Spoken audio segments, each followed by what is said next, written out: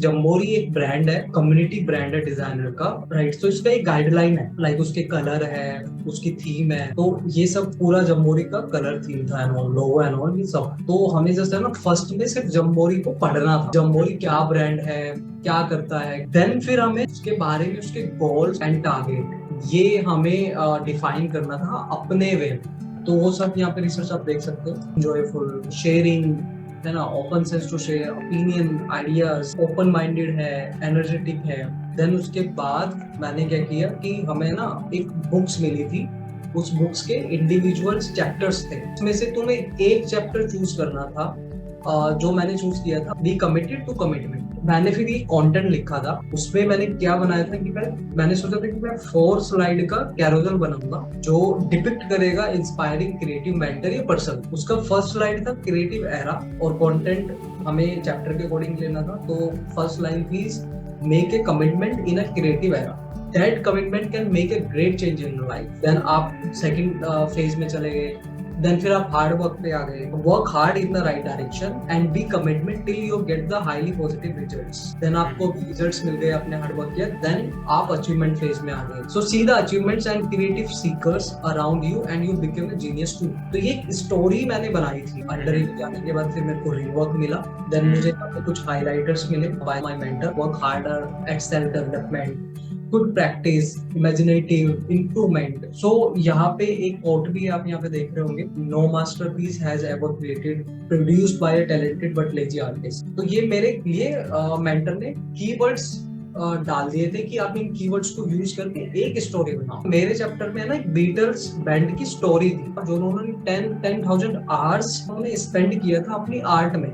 मैंने ना एक बुक पढ़ी थी, उसमें 10,000 आवर ऑफ मास्टरी के ऊपर बुक थी। तो मैंने उस स्टोरी को जस्ट मेरे दिमाग में क्लिक हो गया कि मैंने उस स्टोरी को मर्ज कर दिया। तो देन उसके बाद हम वही ब्रांड ऑब्जेक्टिव, ब्रांड पर्सनैलिटी, इस पे काम कर ही रहे थे जम्बोरी के ब्रांड पे।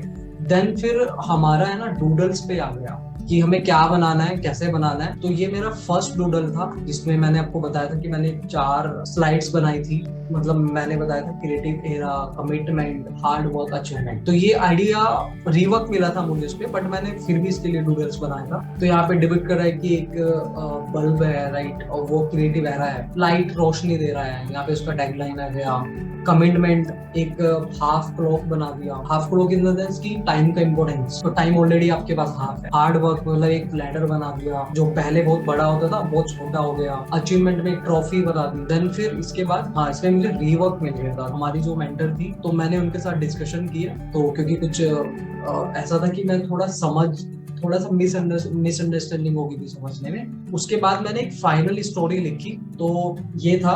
तो टाइटल एंड ऑल मैं पहले ही डिसाइड कर चुका था। देन फिर इसके बाद मुझे एक पीयर फीडबैक मिला, और फीडबैक मिला था, उसने कुछ लिखा भी था, राइट, है ना। तो इट्स लाइक दैट कि उसके बाद फिर मैंने एक स्टोरी बनाना दोबारा। मैंने फिर एक डिसाइड कर लिया कि मेरे को कैरोसेल ही बनाना है, और मेरे को जो बीटल की जो स्टोरी है ना, 10,000 आवर्स के साथ अलाइन कर रही है। तो मैंने टाइटल दिया, जस्ट सडनली टाइटल आया था 10,000 आवर्स ऑफ द मास्टर। उन्होंने 10,000 आवर्स इन्वेस्ट किया था अपनी आर्ट में, तब वो जाके मास्टर बने थे। मैंने बीटल की स्टोरी को स्टडी किया, इस लाइक उनके सॉन्ग सुने, उनकी स्टोरी को पढ़ा, राइट। जहां से पॉसिबल मटेरियल हो सकता था वो मैंने कलेक्ट किया अबाउट द बीटल्स। कैसे लोग थे, क्या करते थे, उनके कौन कौन से सॉन्ग फेमस थे, है ना, उनकी एक्टिविटी कैसी थी, कैसे उन्होंने शुरू किया, कितने लोगों ने शुरू किया। ये सब पूरा रिसर्च कंप्लीट करने के बाद फिर मैंने स्लाइड 1 से लिखना शुरू किया। तो स्लाइड 1 में आप देख सकते हो, in 1964 friends launch a band and made a commitment to success.